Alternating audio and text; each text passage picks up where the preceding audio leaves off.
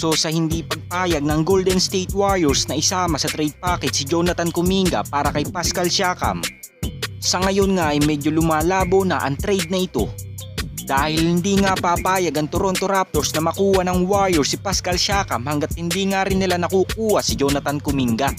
Bagamat hindi na nga nagkasundo ang magkabilang team sa nasabing trade, dalawang player na nga lang ang pwede pang subukan ng Warriors.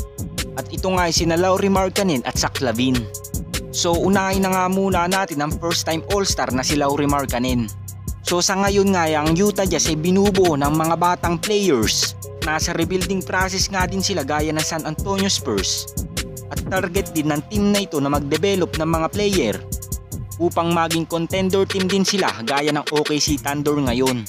Ngunit kung pag-uusapan na nga natin ang posibleng maging kapalit ni Lauri Markkanen sa Warriors, posible din napilitin ng Utah Jazz na isama si Jonathan Kuminga sa package.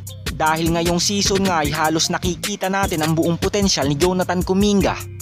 At napakataas din ang value ng batang player na ito, lalo na't nakikita nga natin na mas gagaling pa ito sa hinaharap. Ngunit kung maiisip ng Utah Jazz na isama si Jordan Clarkson sa package kapalit ni Andrew Wiggins, Moses Moody at Jonathan Kuminga, napakagandang alok na nga nito sa Warriors dahil mas lalong magiging balanse na ang kanilang lineup. At dumako naman tayo sa two-time All-Star na si Zach LaVine. So ayon nga sa kalalabas na report ni Sam Amico, Golden State Warriors nga daw may pinakamalakas na tsansang makuha si Zach LaVine sa trade dahil kagaya ng iilang mga teams na naghahabol sa Warriors, nasa Golden State nga ang young and talented players na hinahanap nila. Kaya naman nagkakandara pa ang ilang mga NBA teams na makuha si Jonathan Kuminga, Moses Moody at iilan nilang mga young players. Ngunit sa proposal nga na pwedeng ilatag ng Warriors sa Chicago Bulls, pwede nga lang nilang ialok si Andrew Wiggins at Moses Moody para kay Zach LaVine.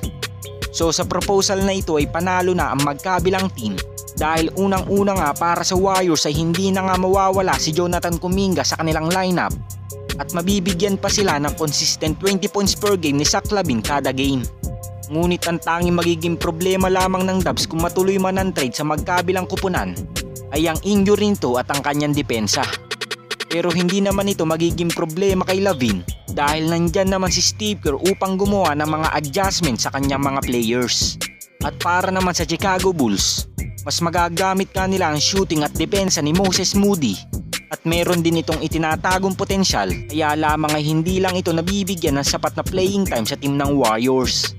At si Andrew Wiggins naman ay hasang-hasa na ito sa playoffs hanggang finals. Ngunit ngayon nga lang nag-decline ang kanyang performance dahil hindi nga natin alam kung may pinagdadaanan pa rin ito sa buhay.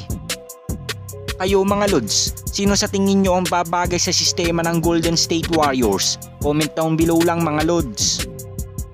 At ito lang ang ating NBA updates ngayon mga Lods. At kung hindi ka pa nakakapag-subscribe sa aking channel, subscribe mo na yan para updated ka sa ating NBA season ngayon. Salamat po.